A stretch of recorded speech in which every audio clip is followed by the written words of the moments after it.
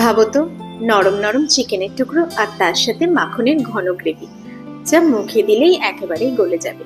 আজ আমি তোমাদের সাথে শেয়ার করতে চলেছি রেস্টুরেন্ট স্টাইল চিকেন বাটার মশলা, যা তোমরা বানিয়ে নিতে পারবে ঘরেই।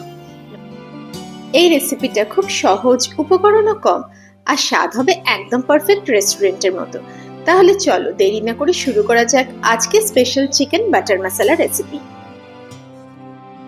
চিকেন বাটার মশলার জন্য 500 গ্রাম চিকেন বোনলেস করে আমি বাইট সাইজ করে নিয়েছি। চিকেনের টুকরোগুলো সামান্য নুন, লঙ্কার গুঁড়ো, টক দই এবং 1 চামচ আদা রসুন বাটা দিয়ে ভালো করে ম্যারিনেট করে 30 মিনিটের জন্য আমাদেরকে রেখে দিতে হবে। যত ম্যারিনেশন ভালো হবে তত চিকেনগুলো খুব সফট হবে। এবার তোমরা দেখতে পাচ্ছ ভালো মতো ম্যারিনেট করা হয়ে গেছে। এবার চিকেনটাকে আমি আলাদা সরিয়ে রাখবো 30 মিনিটের জন্য। প্যানের মধ্যে এবার 1 চামচ আমি সর্ষের তেল দিয়েছি এবং 1 চামচ মাখন দিয়ে ভালো মতো গরম করে নিয়েছি। গরম হয়ে গেলে 30 মিনিট পর ম্যারিনেটেড চিকেনগুলো কম আছে আমি এপিট ওপিট করে 5 থেকে 7 মিনিটের জন্য ভেজে নিয়েছি।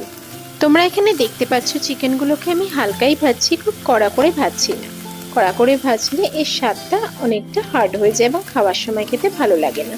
চিকেনগুলোকে ভাজা হয়ে গেলে আমি আলাদা করে প্লেটে তুলে নিচ্ছি। প্যানের মধ্যে বাকি 3 চামচ মাখন দিয়ে মাখনটা গরম হয়ে গেলে আমি পেঁয়াজ বাটা যেটা করে রেখেছিলাম সেটা এর মধ্যে দিয়ে দিচ্ছি 3 চামচ এবং কম আছে এটা ভালো করে আমি ভেজে নিচ্ছি। ততক্ষণ পর্যন্ত ভাজতে হবে যতক্ষণ না কাঁচা গন্ধটা দূর হয়ে যাচ্ছে এবং এর মধ্যে থেকে তেল ছাড়া আরম্ভ করে দিচ্ছে। কিছুটা ভেজে নেওয়ার পর এর মধ্যে আমি দিয়ে দেব 1 চামচ আদা রসুন বাটা দিয়ে আবার ভালো করে কম আছে এটা 5 থেকে 7 মিনিটের জন্য ভাজতে হবে যতক্ষণ না কালারটা চেঞ্জ হয়ে আসছে। তোমরা দেখতে পাচ্ছ যে ভাজতে ভাজতে আস্তে আস্তে কালারটা চেঞ্জ হয়ে গেছে। এবার পেঁয়াজ আদা রসুনগুলো ভালো মতো ভাজা হয়ে গেলে এবার আমি 1 কাপ টমেটো বাটা করে রেখেছিলাম সেটা এর মধ্যে দিয়ে দেবো এবং কম আছে 7 থেকে 10 মিনিটের জন্য এটা নাড়তে শুরু করে দেবো। তারপর দেব 1 চামচ কাশ্মীরি লঙ্কার গুঁড়ো দিয়ে 7 থেকে 10 মিনিট পর আবার কম আছে এটা ভালো করে আমি নেড়ে চেড়ে নেবো এবং আবার 10 থেকে 15 মিনিটের জন্য কম আছে এটা হতে দেবো। যতক্ষণ না পর্যন্ত মশলা থেকে তেল আলাদা হচ্ছে ততক্ষণ পর্যন্ত টমেটো বাটা এবং কাশ্মীরি লঙ্কার গুঁড়ো দিয়ে আমাদের ভালো মতো এটা নেড়ে চেড়ে নিতে হবে। তোমরা দেখতে পাচ্ছ এখানে তেল আলাদা হয়ে গেছে। এবার এখানে 2 চামচ আমি কাজু বাদাম বাটা করে রেখেছিলাম সেটা এর মধ্যে দিয়ে দেব এবং কম আঁচে নাড়তে শুরু করে দেব।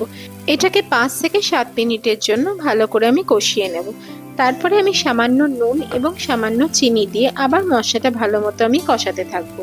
মশলাটা ভালো মতো কষানো হয়ে গেলে কালারটা চেঞ্জ হয়ে গেলে তোমরা বুঝতে পেরে যাবে এর মধ্যে থেকে কাঁচা গন্ধটা দূর হয়ে গেছে। তখন এর মধ্যে আমি ভাজা যে চিকেনগুলো সেগুলো একে একে সব দিয়ে দেবো এবং কম আছে মশলার সাথে চিকেনগুলোকে ভালো মতো আমি মেশাতে শুরু করে দেব।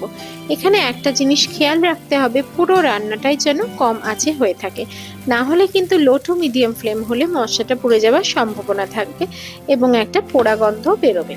2 থেকে 3 মিনিট মশলাটা ভালো মতো কষিয়ে নেওয়ার পর এতে 1 থেকে 1.5 কাপ আমি জল দিয়ে দেব। গরম জলটা এখানে দিচ্ছি যাতে চিকেনগুলো হার্ড না হয়ে যায়।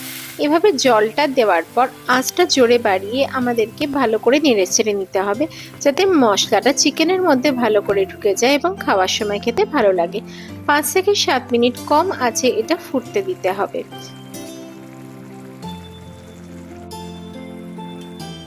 ঢাকা দিয়ে 5 থেকে 7 মিনিট কম আছে এটাকে রান্না করে নিতে হবে।